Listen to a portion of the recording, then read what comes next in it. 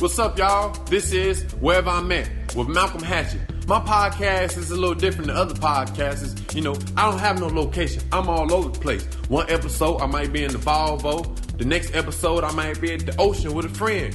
The next episode, I might be up in the tree, smoking the backwood, eating a cheeseburger. You never know. This is the life of a comic. Wherever I'm at. Wherever I'm at with Malcolm-Hatchett. Wherever I'm at with Malcolm-Hatchett. I'm back in California. Right now I'm laying down. I got here yesterday at 1 in the morning. Right now it is 9:55 a.m. in the valley. I was in North Carolina. I had fun. I enjoyed it. I was there for my niece's first birthday. And I wouldn't trade that for nothing. I'm gonna be at all her birthdays. And when my sister have her baby, I'm gonna be at all his or her birthdays. And so on.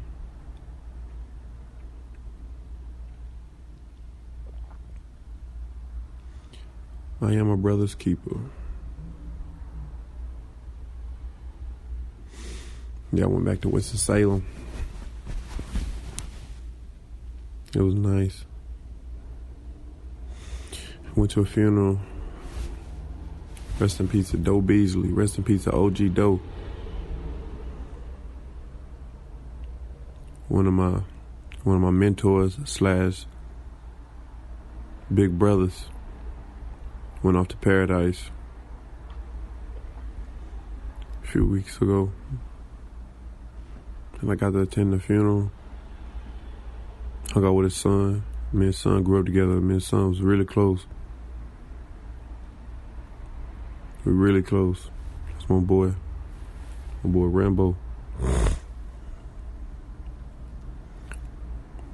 It's crazy because me and his son went to school together, played football together. And when I started working at Ashley Furniture, I saw somebody who looked just like him there. And found out that was my boy's dad. Rest in peace to Doe, man. Yeah, I cried and stuff, but it still ain't hit me. Don't seem real. Sometimes life don't seem real, don't seem honest, you know. Doe was at all my shows when I first started comedy. He came and supported me. And the crazy part about it, when I came home in March, my birthday was the 25th. I did a show in Greensboro on the 24th. He was there. I did about 58 minutes. After the show, I hugged him. He looked me in my eyes and said he was proud of me. He said it with emotion. Because, you know, he hadn't seen me perform in almost, 2 years. 2 years. And he saw the transformation. He was excited, man. I was excited he was there. He was there from day one. And I never thought that'd be my last show that he got to attend.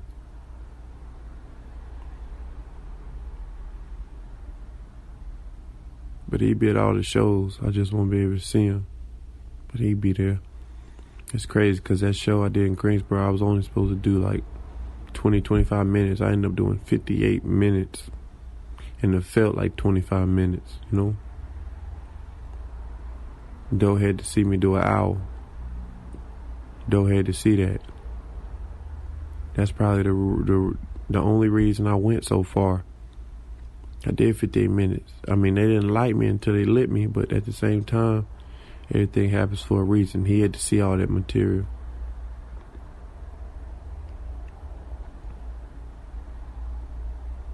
And it wasn't none of the stuff I started with when I was in North Carolina. That's the crazy part. It was a whole new 58. You know, a lot of it was riffing. You know? A great guy will forever be missed. Hard-working man. We used to work at Ashley Furniture. We was all on these order pickers and forklifts riding through the aisles, picking up furniture and dropping it off. You know, he'd always say, tighten up. Tighten up. That was his phrase. You know what I'm saying? What's wrong with you, man? Shit. Don't close down the comedy club. Tighten up. You know what you need to do? Stuff like that. You know what I'm saying? He believed in everybody. He knew more than every supervisor, but he kept to himself. He was anti, but he had his circle. Everybody fucked with him, but he only talked to a few. And I was lucky enough to even hang out with him. He supported my shows. He supported the movement. He was a real one. He gonna forever be missed. Rest in peace of Doe Beasley, OG Doe. That's a real one. 100% real. Prayers over his family. Strength to the family. Everything gonna be alright. Everything gonna be alright, Rambo.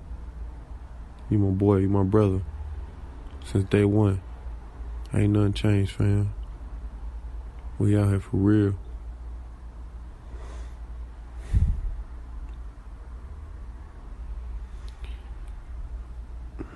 I got my niece's birthday was fun. Had fun. Me, my brother, and my cousin Nick, we cooked on the grill. Burgers, hot dogs, chicken. My mom made barbecue.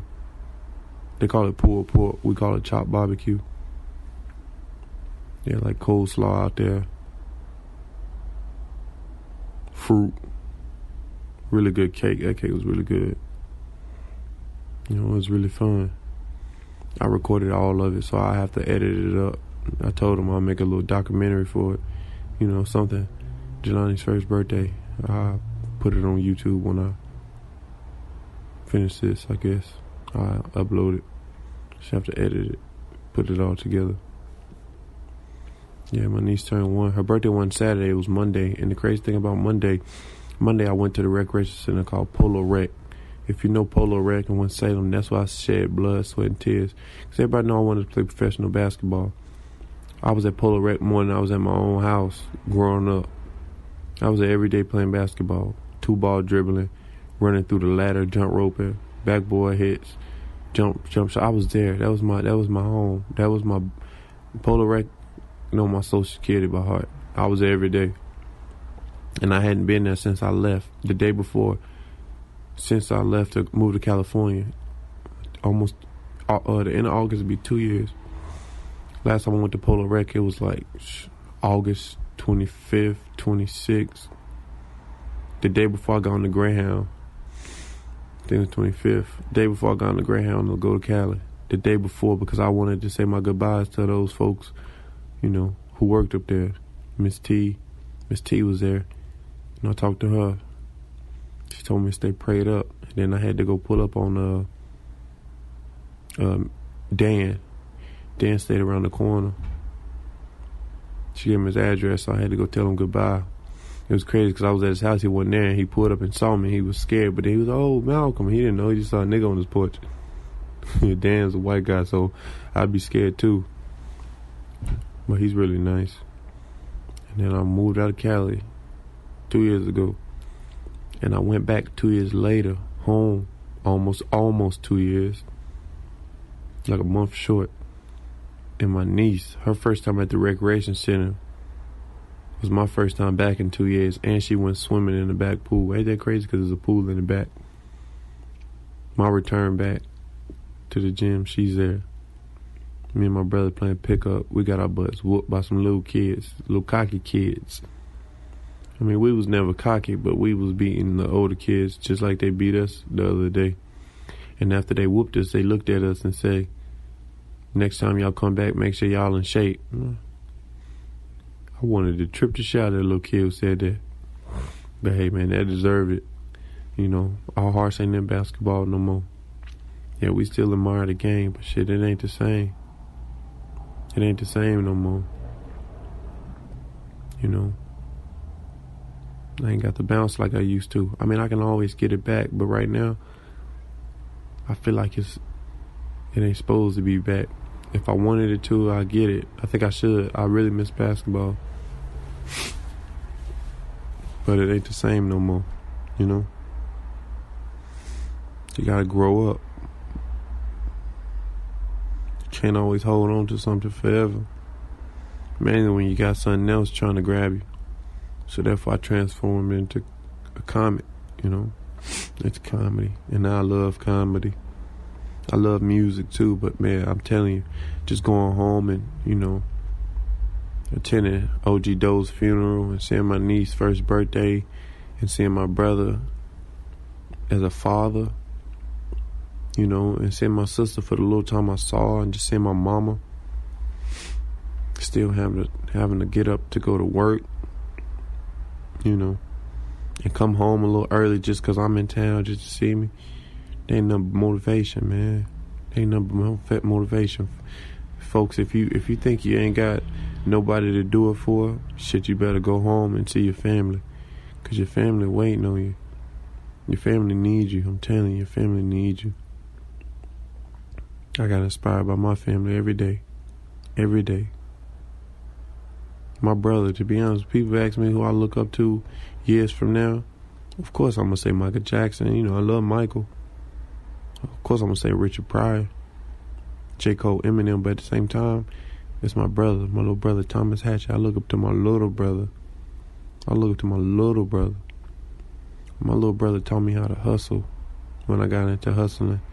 I just hustled a lot darker things than he'd ever seen, you know. He taught me the game. You know what I'm saying? He taught me how to protect myself. And also when I dropped out of college, I hit him up. And he said, if you're going to do this, you're going to have to go all the way with comedy. And of course I started working at McDonald's, but I moved to California, you know, 2.5 years after that, after I dropped out of college. So, you know, my brother, that's all I look up to. That's my role model. You know what I'm saying? Because he know I'm a lot better than what I show. He said all the time. He said, brother, you from the Trey. I'm from Winston, North Carolina. Trey 4. You know? He said, you from the Trey.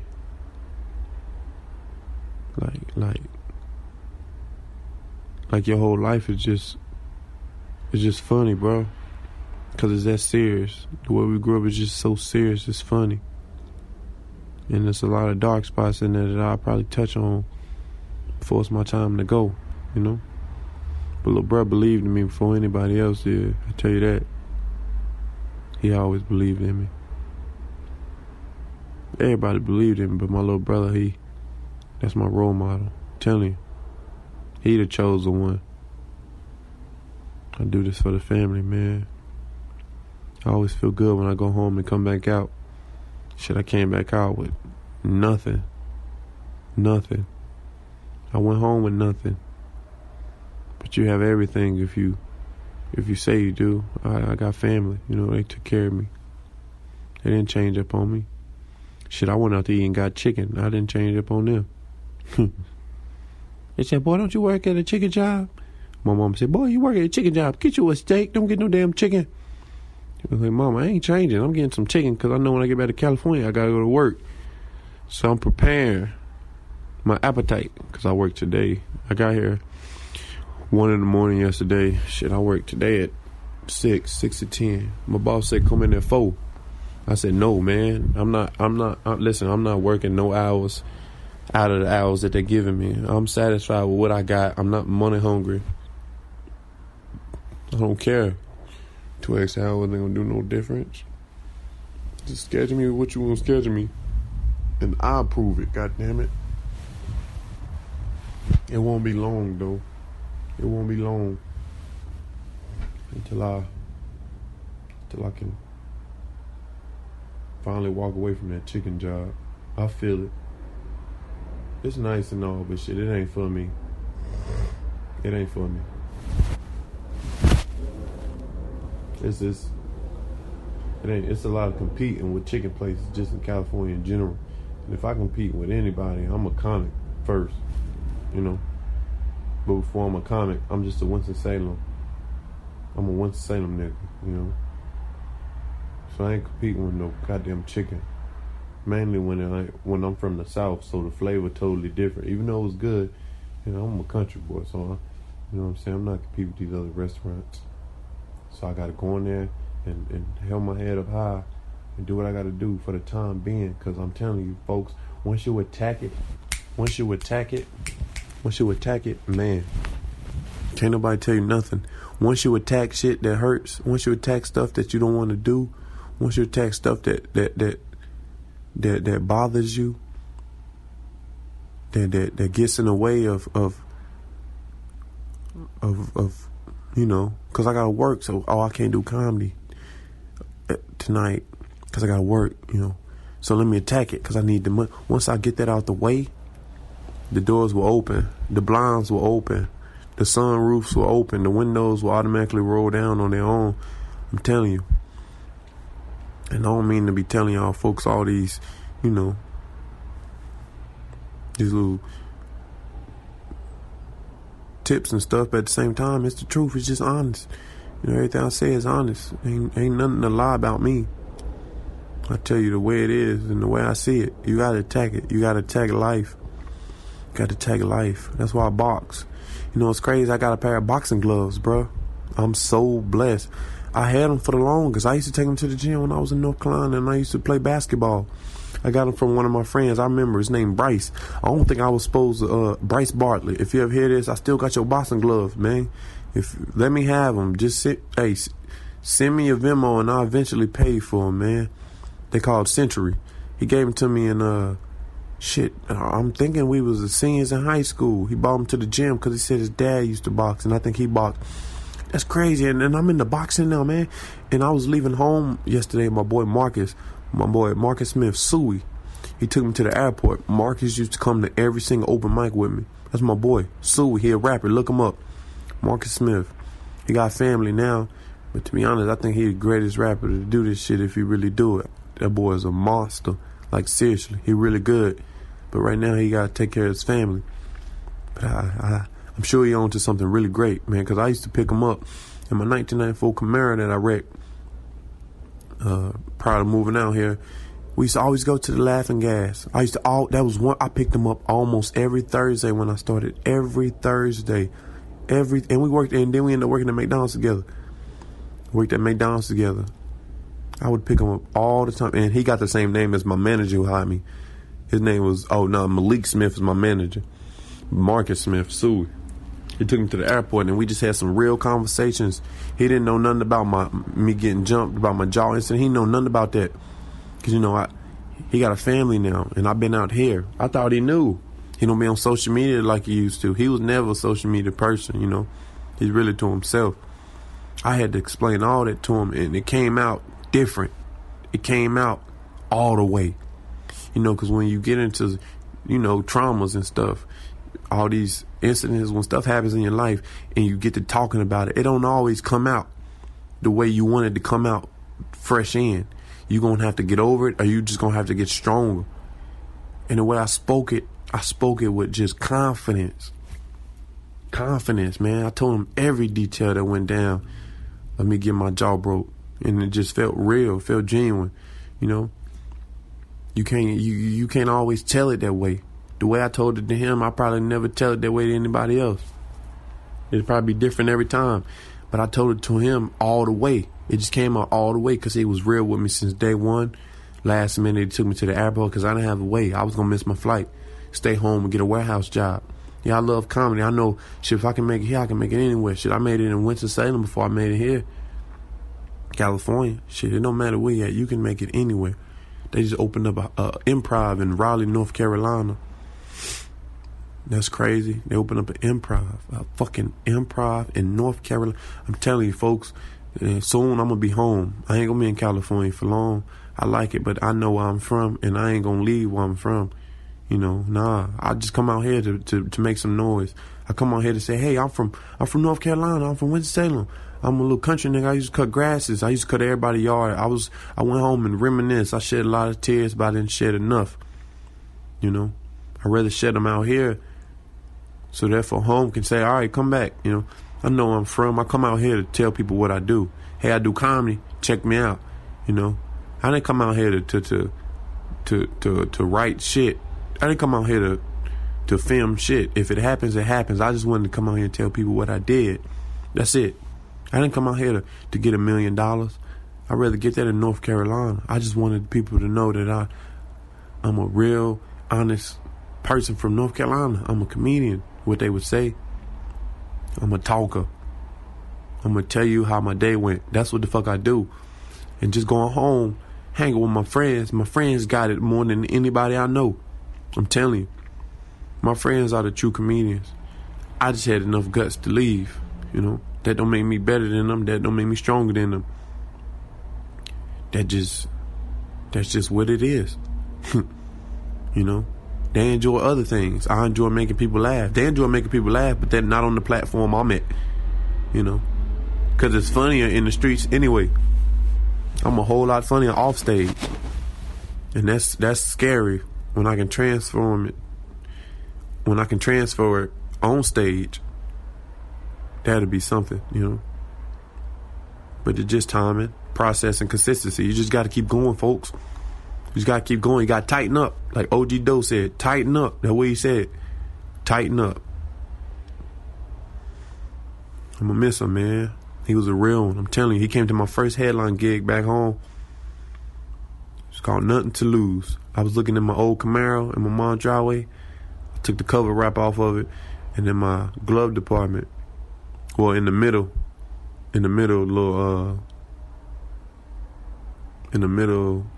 what's that shit called? Fuck, not the glove department,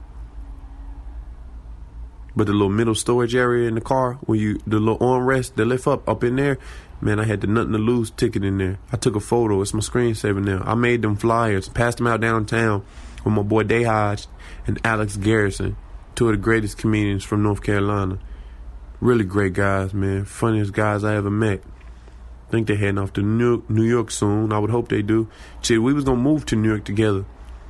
Me, Alex Garrison, Day Hodge, and Renee. Day Hodge Hendricks and Renee Luna. We was all gonna move out to New York. Shit. Almost probably 2-3 years ago. I know before I was gonna come to Cali. About 3 years ago, we was gonna move to New York. We was gonna just go out there. You know, but we weren't too sure.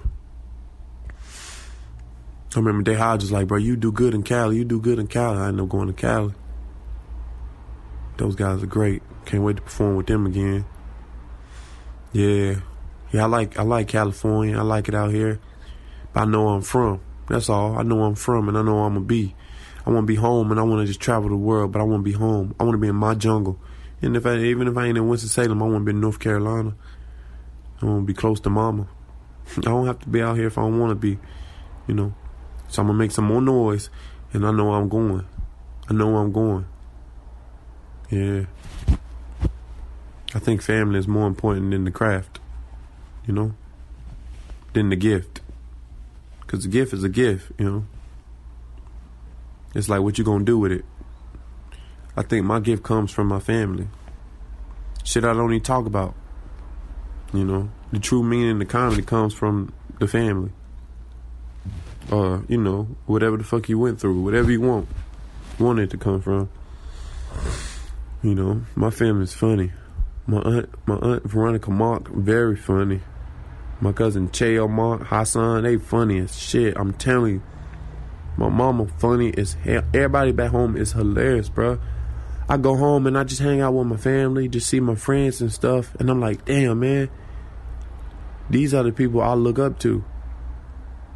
These are the people giving me strength to keep going. You know what I'm saying? These are the people who gonna keep me pushing. These are the folks. You know, because it's really hard to look up to people nowadays. That's why I look up to artists. I look up to artists. Or the comedians I look up to, they dead. Ain't that many, it ain't, shit, I can't count 5 that I really look up to, you know. I just can't count 5 I look up to a few. One of the comedians I look up to right now, Tony Hinchcliffe. Not because he changed my life, but at the same time, he had the same... We went through the same things, man. We went through the same things. Same things. I'm sure back home, and not even home, when he came out to California, when he moved here, I don't know when he moved, probably like 12 years ago, 12, 13 years ago when Tony came out to California, shit, he slept in the car.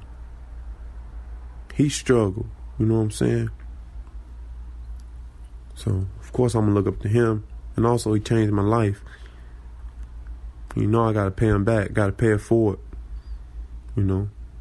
Brian Redband, I look at the Brian Redband, too. I look up to the whole Kill Tony crew. I look up to the whole Kill Tony crew. I look up to all of them.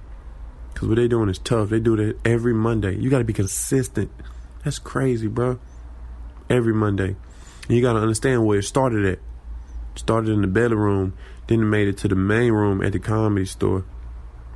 And it ain't nowhere near its final location. I'm telling you that. It ain't. I'm telling you. Yeah, it's probably gonna stay in the main room. You know, because it's gotta be in Hollywood. It gotta be in the main room on Mondays, because you know that's what folks gotta sign up and stuff. But I'm telling you, it's gonna outgrow that room, and they're gonna have to think of something. They're going to have to think of something. Never know, bro. I say the Palladium. Every Monday, the Palladium. Hey, sometimes Raven ain't the only one who got visions. I see shit before it even happens. I'm telling you. That show changed my life, man. And I definitely look up to everybody on that panel. Thank you, Tony, for real. Yeah, I'm back out in Cali now, man. I'm so excited. I found those boxing gloves. You know, I was about to go out to the car. Suey pulled up. I just got done doing my mama's yard. You know, I cut the grass and I trimmed the bushes and shit. You know, I was doing that hard work back home. You know, cut my hands up. But, you know, it's man wounds. You know, I ain't gonna put no Band-Aid on. I'm gonna let motherfuckers see this when I take their money at the chicken job. They go, oh, this nigga be fighting. And when I looked up, when he pulled up, said, I'm here, I said, yo, I'm on the way. As soon as I looked up, on one of my shelves in my room, my brother got this remote control Mini Cooper. And on the second shelf below that, it's like a 1964 blue Impala. It's remote control. My pops got it for me when I was young. It had hydraulics, but I wrecked it so much I broke it. And it's so crazy because even on that car, the bumper's messed up. It's a remote control car, just like my Camaro. But that's my dream car, that blue car back home. I forgot, it's a 64 Impala. And there's a Mini Cooper up top. It was my brother's, red Mini Cooper. And my boxing gloves was laying on the coupe. As soon as I looked up, I was home from Thursday and I left Wednesday. I didn't see them boxing gloves. Because when I was back in the backyard trimming, you know, I was cutting the grass. I cut the grass Tuesday and I trimmed Tuesday. And Wednesday, I got up before I left and I picked up, you know, the sticks and stuff that I trimmed, that I chopped away with the hedge clippers and stuff. I took them to the curb because the city went to Salem, pick it up. So I didn't want to dump it back into the woods in the backyard because it would look like a mess. I wanted it to look empty back there, clear, you know. And there was this one stick that I didn't cut. I kept it in the ground because I was punching it. It was almost like those little small boxing little bags in the gym that you hit, and it comes your way, and you move, and you hit it again, But I didn't have gloves on. I was hitting raw knuckles, you know, hurt myself. But it felt good, you know, because I take pain. I'm an Aries. I'm a fire sign. You know, ain't shit gonna hurt me or stop me, you know. But I didn't know I had those boxing gloves until I left, man, because I would have been back there boxing the whole trip. As soon as I left, I looked up, I saw them. I grabbed them. And I took my jeans and a pair of underwear out of my book bag that I was just taking, the carry-on book bag. And I put the gloves in the bag. Man.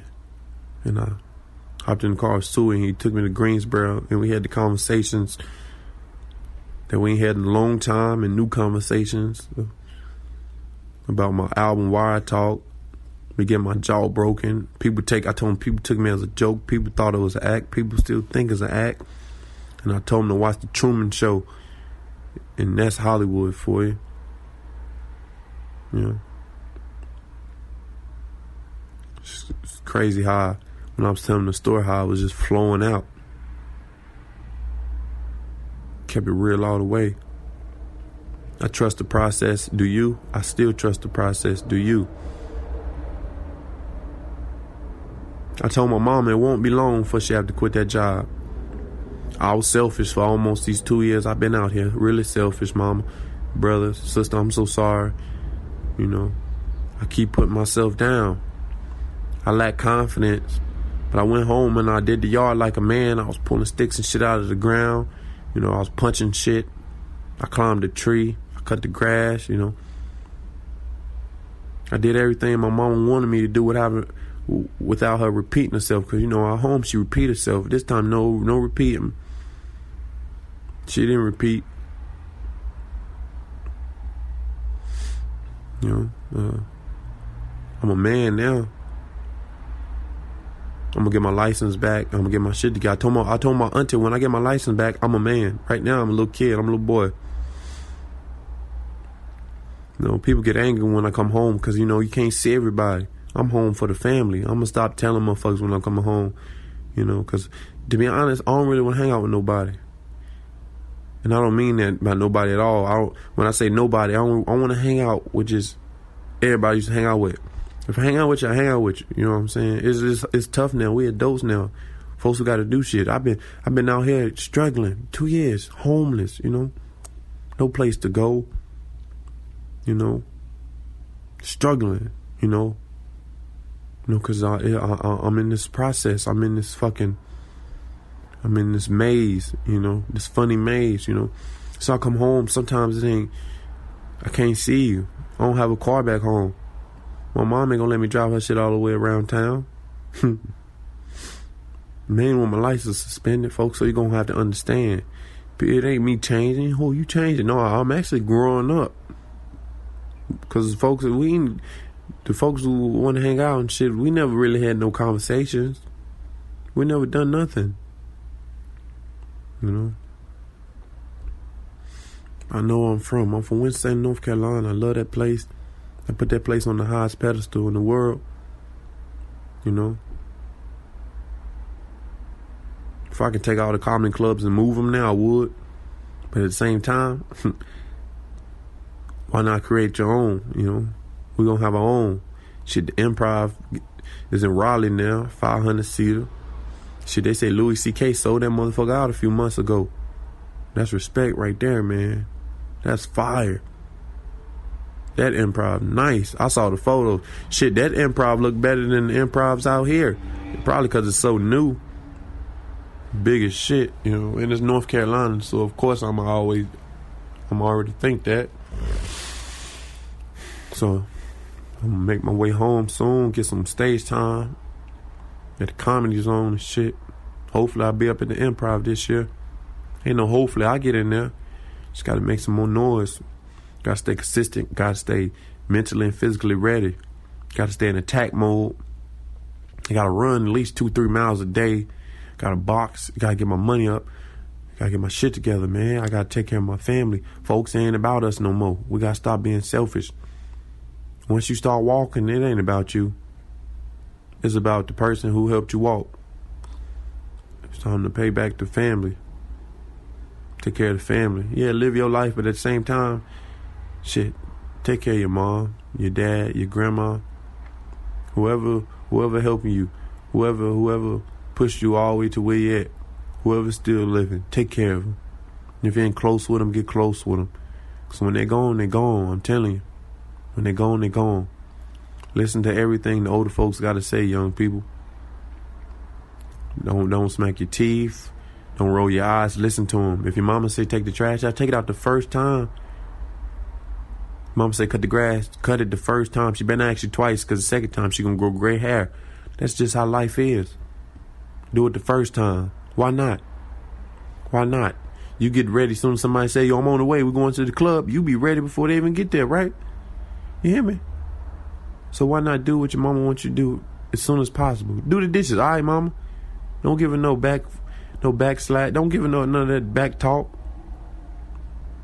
Baby, go clean the gutters, all right? Be careful, all right? Do it. Cause they make the mama stay. They make mama live longer. When you obey, that's all right.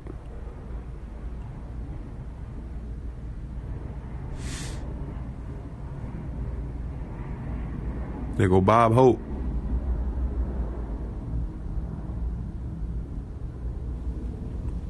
Yeah, this is one of my favorite trips going home. You know, cause my niece, she won. That was nice. I'll be back home soon. My brother be out here soon. He'll be out here smoking on that good gas, that good pressure, that good marijuana. Rest in peace, OG Doe. Thanks for listening to this week's episode of Wherever I'm At with Malcolm-Hatchett. Like, subscribe, share, tell everybody, tell your cousin you don't like, tell your baby mama. Wherever I'm At with Malcolm-Hatchett. Tell the dude down the street who keep calling the police on you because you fresher than him. Go down the street and tell him to listen to Wherever I'm At. Wherever I'm At. Follow my YouTube page at Malcolm-Hatchett. Follow my Instagram page at MalcolmH12. Follow my Twitter page at Malcolm-Hatchett. And show love to my Patreon page at Malc12. MALC12. Wherever I'm At with Malcolm-Hatchett. This is The Life of a Comic. Wherever I'm At with Malcolm-Hatchett. Malcolm-Hatchett.